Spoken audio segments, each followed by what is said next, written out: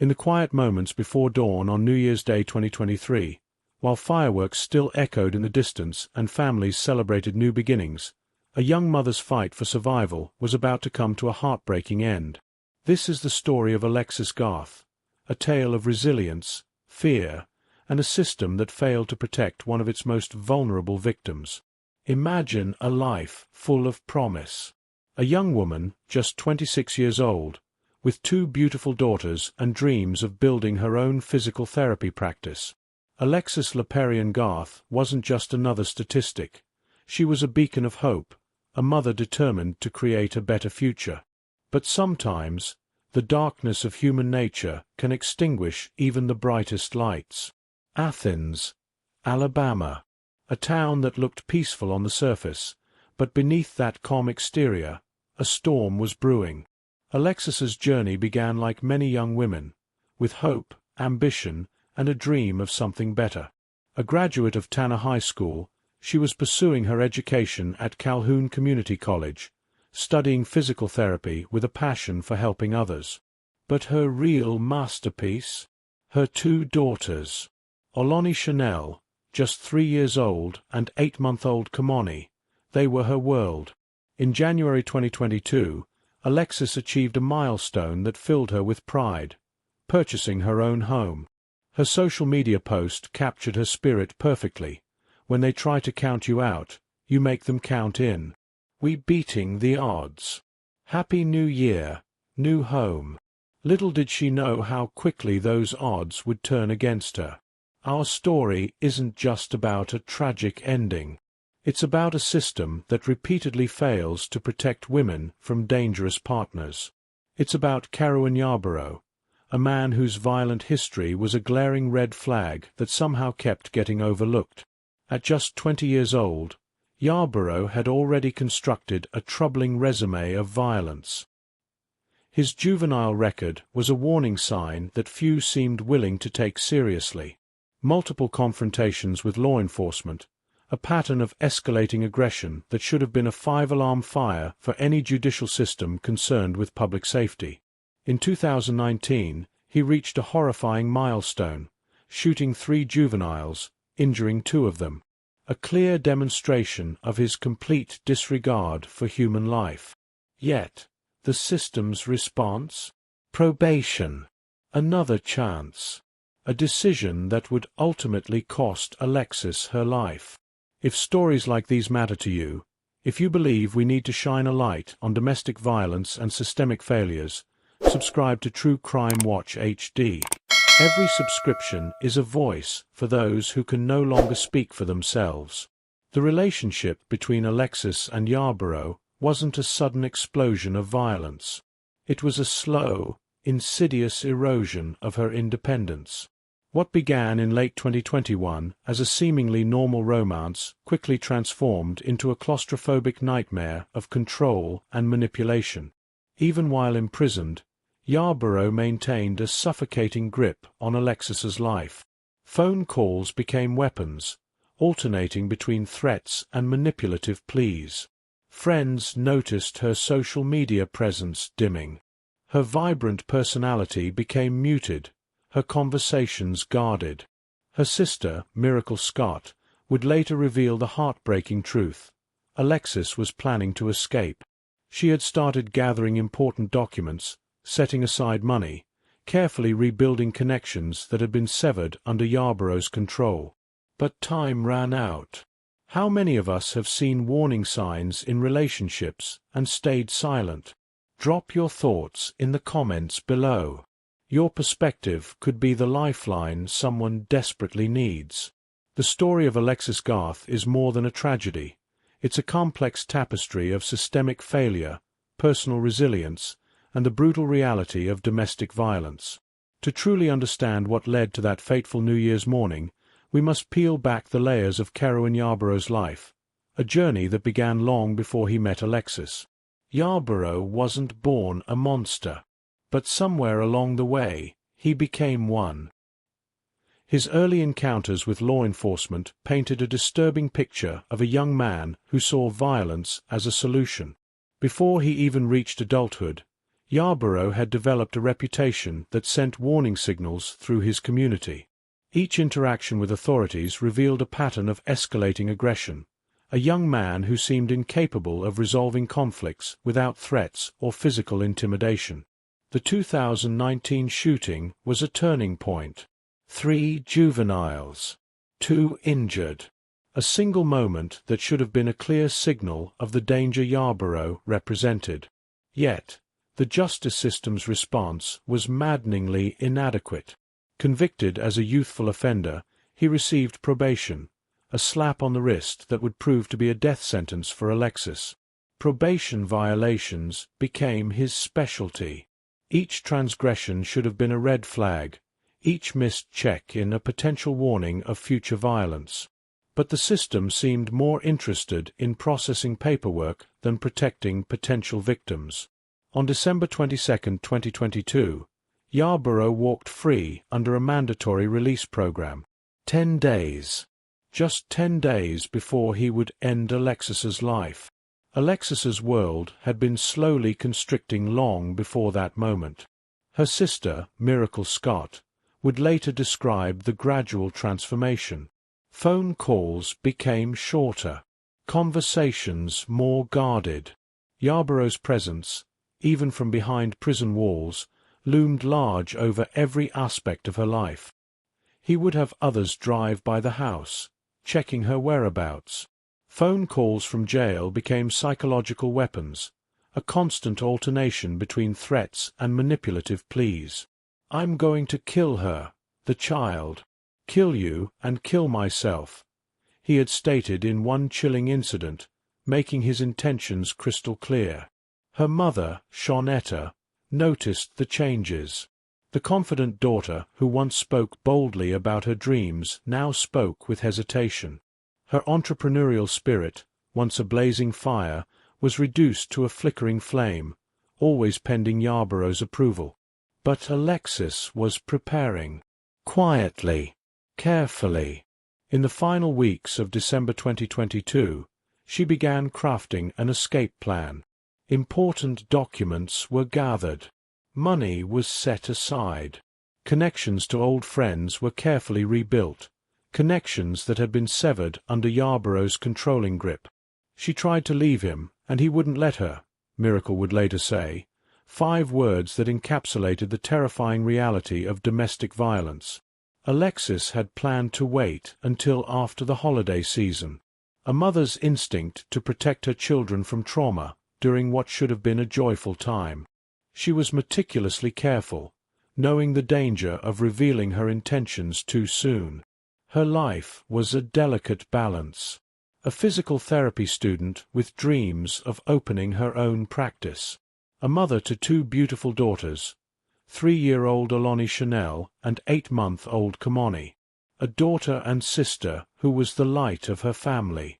Each role required strength, each demanded a carefully maintained facade. But behind closed doors, the facade was crumbling. Yarborough's release on December 22 marked a dramatic escalation. His physical presence transformed their home into a pressure cooker of tension. Neighbors would later recall frequent arguments, the atmosphere thick with unspoken threats. In the community of Athens, Alabama, Alexis was known as a fighter, someone who balanced part-time work with her studies, who never let obstacles deter her from her goals. Friends from Tanner High School and Calhoun Community College remembered a young woman with boundless potential, someone who approached life with determination and hope.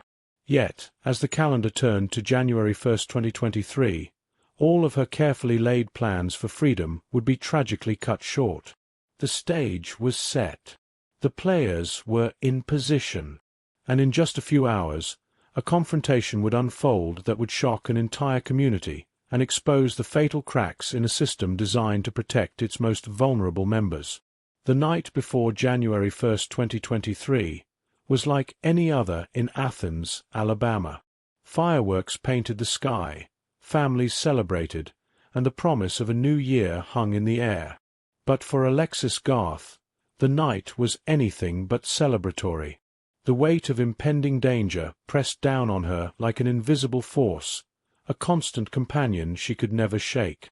Her home on Oakdale Ridge Lane stood as a monument to her dreams and her fears. Each room told a story: photographs of her daughters, carefully packed documents hinting at an escape plan, the subtle preparations of a mother fighting for survival. Ohlone, just 3 years old, played innocently, unaware of the storm brewing around her. Little Kamoni, only 8 months, cooed and gurgled, her world still small and protected by her mother's fierce love. Yarborough's release had transformed everything. Where once there was hope, now there was only suffocating tension.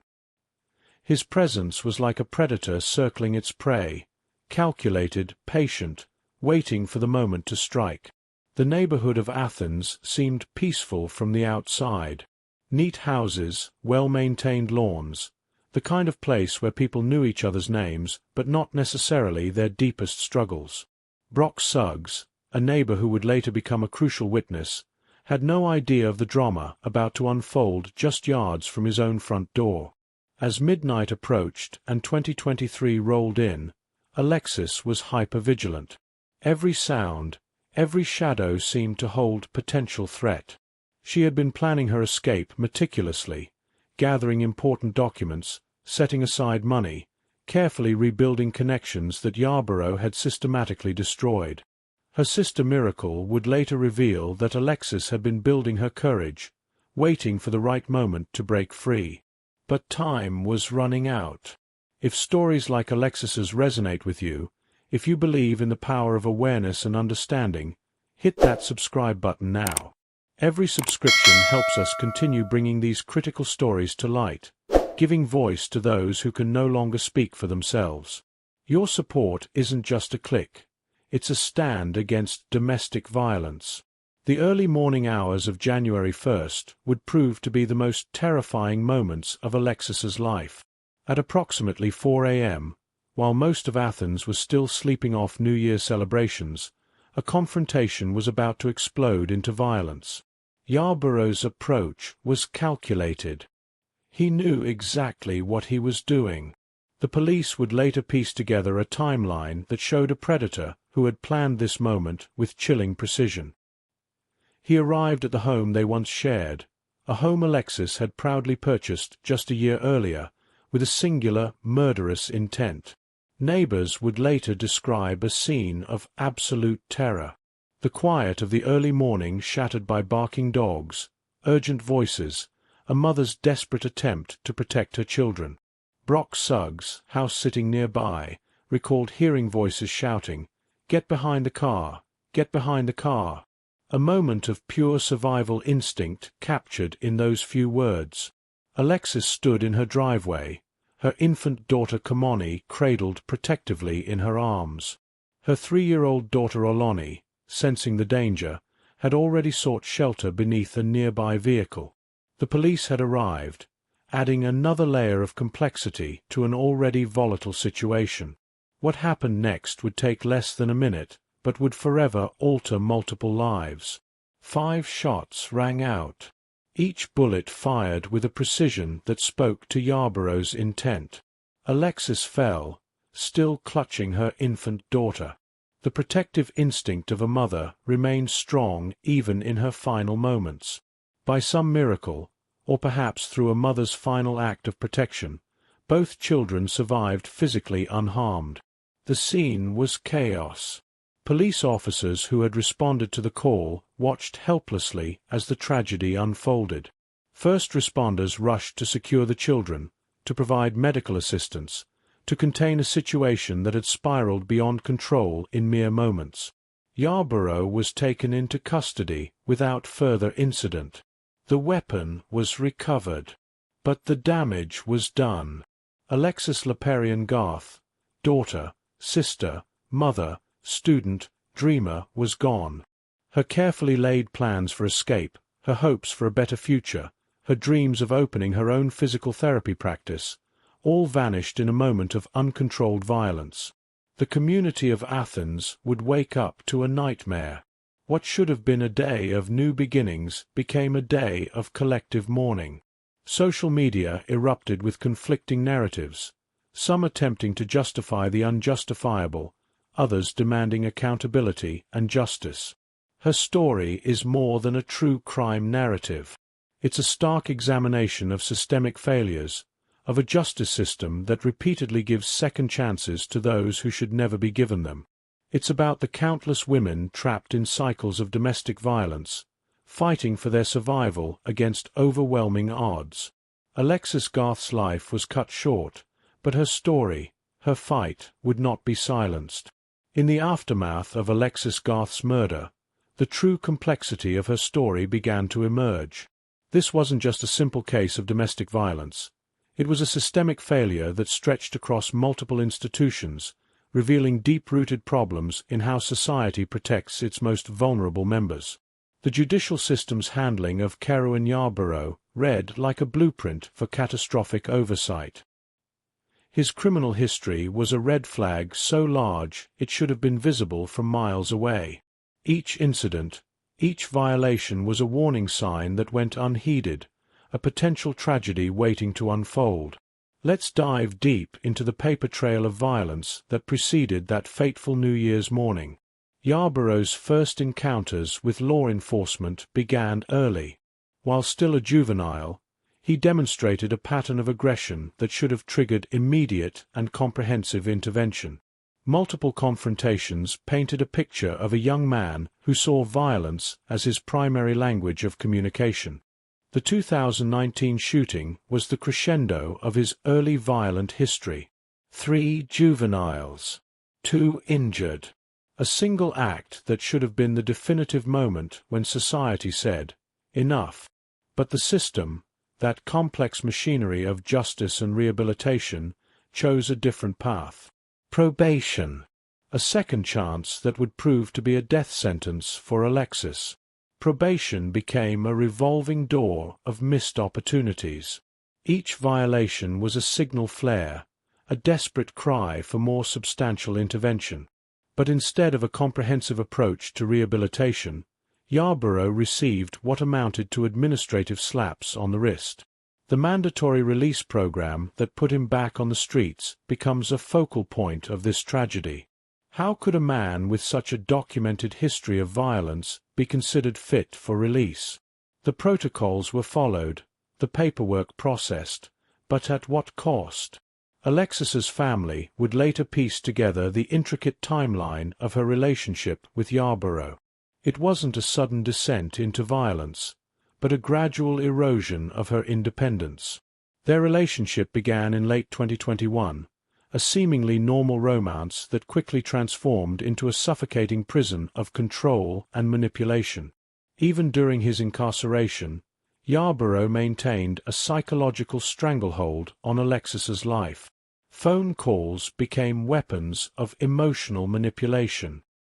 He would have others drive by their home, checking her whereabouts. Friends noticed her social media presence dimming, her vibrant personality becoming increasingly muted. Her mother, Shawnetta, watched her daughter's transformation with growing concern. The confident young woman who once spoke boldly about her dreams now spoke with hesitation, every aspiration seemingly pending Yarborough's approval. Her entrepreneurial spirit, once a blazing fire of ambition, was reduced to a flickering flame. The community of Athens, Alabama, began to reckon with the deeper implications of Alexis's murder. This wasn't an isolated incident, but a reflection of broader societal failures. How many other women were living similar stories, trapped in cycles of violence that society seemed unwilling or unable to interrupt? Local crisis services began to examine their own approaches. Kathy Wells, who worked with Crisis Services of North Alabama, reflected on the subtle ways domestic violence victims become isolated. In typical situations, victims pretty much stay to themselves, she noted, highlighting the complex psychological dynamics that keep women trapped in dangerous relationships. Yarborough's criminal record told a story of escalating violence. Each encounter with law enforcement, Each probation violation was a missed opportunity for intervention. The juvenile justice system, designed to rehabilitate, seemed more focused on processing paperwork than protecting potential victims. The timeline of his violence was chilling in its progression. Multiple juvenile confrontations with law enforcement. A shooting incident in 2019 involving 3 juveniles. Repeated probation violations. Continued threats and controlling behavior. The ultimate act of murder on January 1, 2023. Forensic psychologists would later analyze his behavior, pointing to classic markers of escalating domestic violence. The control, the threats, the systematic isolation of his partner. These were not random acts, but carefully constructed mechanisms of psychological manipulation. Alexis's preparation for escape became a testament to her strength. Her sister Miracle would reveal the careful planning, gathering documents, setting aside money, rebuilding connections that had been systematically destroyed. She was building her escape route with the same determination she had applied to her studies and her dreams of becoming a physical therapist. But the system failed her. Multiple institutions, the judicial system, local law enforcement, probation services, each played a role in creating the conditions that led to her murder. Each missed opportunity, each overlooked warning sign, contributed to the tragic outcome. The children became the silent witnesses to this systemic failure. 3-year-old Aloni, who had hidden beneath the car during the shooting, and 8-month-old Kamoni, who was in her mother's arms, they would carry the weight of this tragedy for years to come. As dawn broke on January 1, 2023, Athens, Alabama, would never be the same. A community was forced to confront the brutal reality of domestic violence, the failures of its justice system, and the precious lives lost to systemic indifference. Alexis Garth was more than a victim. She was a daughter, a sister, a mother, a student with dreams of helping others through physical therapy. Her story demanded to be heard, to be understood, to spark change. In the weeks following Alexis Garth's murder, the ripple effects spread far beyond the boundaries of Athens, Alabama. Her story became more than a local tragedy. It became a stark national conversation about domestic violence, systemic failures, and the true cost of overlooked warning signs. Kerouin Yarborough stood before the court, charged with capital murder. The same system that had repeatedly failed to protect Alexis now sat in judgment of her killer. His charges carried the weight of his entire violent history, a rap sheet that read like a roadmap of missed interventions and overlooked red flags. The legal proceedings became a microscope through which the community examined its own failures. How could a man with such a documented history of violence continue to move through society with such devastating freedom? Each court document, each police report became a piece of a larger, more disturbing puzzle. Alexis's family, her mother Shawnetta, her sister Miracle, found themselves thrust into a spotlight they never wanted. Their grief was public, their pain dissected by media and court proceedings. Yet they remained resolute, determined that Alexis's story would mean something more than just another statistic of domestic violence. The 2 children, Oloni and Kamoni, became the silent witnesses to a tragedy that would define their understanding of family, safety, and loss. Their grandmother Shawnetta now faced the impossible task of explaining their mother's absence, of protecting them from the brutal reality of how she was taken. The community response was complex and multilayered. Some rallied around Alexis's memory, creating memorials, organizing support for her children. Others engaged in difficult conversations about domestic violence, about the warning signs that are so often ignored. Social media became a battleground of perspectives. Some comments revealed the deeply ingrained misunderstandings about domestic violence. "He didn't have to kill her," one comment read, "but who can't point a finger at him when she did something to provoke him?" These words exposed the toxic mindset that continues to blame victims rather than hold perpetrators accountable. Other voices pushed back, demanding accountability. Been out for 3.5 weeks just to go back for life, because you a coward that can't control your emotions? These responses showed a growing awareness, a refusal to accept violence as an inevitable outcome.